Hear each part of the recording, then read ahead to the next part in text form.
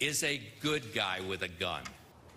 Wayne LaPierre there over the years. Joining me now, Democratic strategist Dorian Warren, who's also the president of the Center for Community Change Action and a fellow at the Roosevelt Institute. And also with me is Rachel Bovard. She's a senior policy director at the Conservative Partnership. Rachel, let me start with you and just ask you what we've seen here over the course of the week. You had a president who was initially reluctant to wade into these issues. He said he was going to have a listening session at the White House. He was going to hear everybody out and then make some decisions.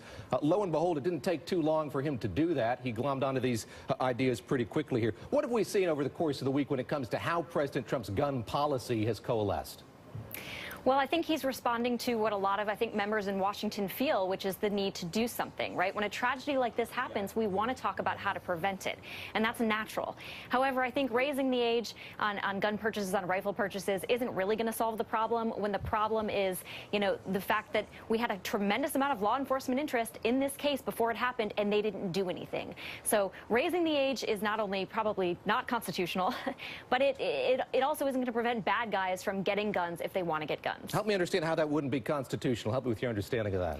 Well, I think it's going to have to be litigated in front of the Supreme Court. I mean, of all of the rights that are in the Bill of Rights, the Second Amendment shall not be infringed. And I think when it comes to Heller and McDonald, the most recent Supreme Court cases, you've seen the Supreme Court hesitant to weigh in to restrict people's ownership of what a right that's enshrined, from the beginning of this country. And so I think that will be something that will work its way through the courts if it's passed. Dorian, we've seen this president talk about law enforcement and the role it did or didn't play in this particular shooting. We've also heard him talk a lot about mental health.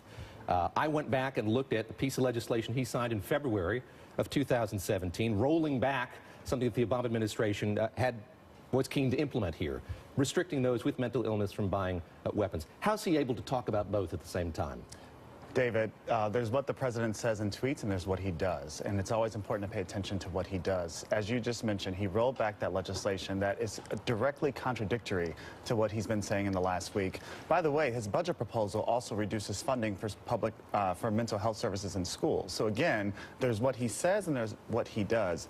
The good news here is that the NRA and the gun lobby is in its last gasp of influence. This time is different. This time is different. And as you're going to talk to David, one of the young leaders soon, these kids are fired up. And it's not just them. It is their parents, it is their families, and it is Americans, broadly speaking. Majority of Americans support common sense gun safety legislation. So this movement that has emerged in the last week is unstoppable, and we are going to hear lots of explanations of how some things may be unconstitutional or won't solve the problem. This time is different, and so raising the age in terms of giving people access to guns, that is like a common sense thing. By the way, it's going to happen. It's going to happen. We already saw it with Marco Rubio. We've already seen it with Rick Scott, the governor of Florida. Politicians are moving, and they're realizing the political winds are shifting quickly on this issue. Rachel, let me ask you about that. Dorian mentioning David Hogg's going to join me in a moment. He and others, survivors from that attack, have said they don't want this to be a partisan issue. It can't be a partisan issue. Do you feel that things are different this time around? When you look at a prominent Republican donor in Florida saying he's not going to support candidates for Congress who don't support a ban on assault weapons, for instance, or when you look at what Rick Scott did yesterday, are things different this time around to your mind? Well, I think this is definitely an issue that's going to get attention, that needs to be addressed. I don't think what is different about this time is the fact that you cannot regulate evil out of existence. If people want to get weapons to do bad things, they're not going to stop getting weapons simply because there's a law in place that says they're not old enough to do so. So I think we really have to look at it from that perspective. The comment about we don't want this to be partisan, well, it's already partisan.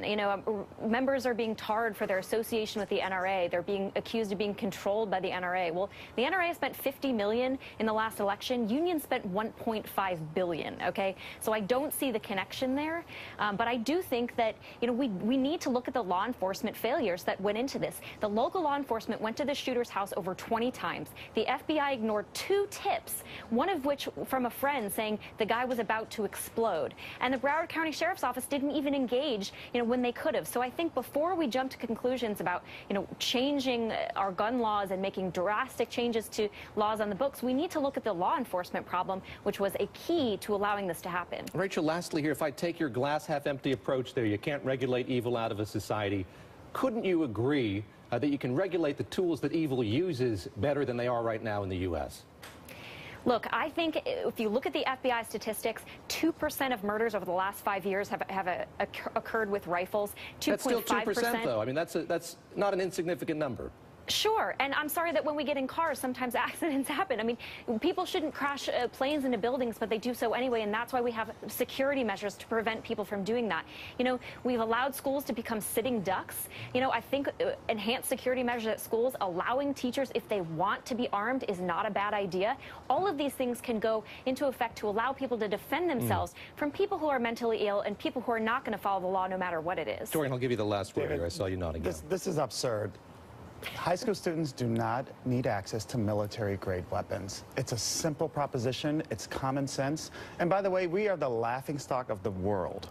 The rest of the world has figured out, without all the excuses, they have figured out how to prevent these kinds of mass shootings. Canada, Australia, just go through the list of rich democracies that have figured out how to do this.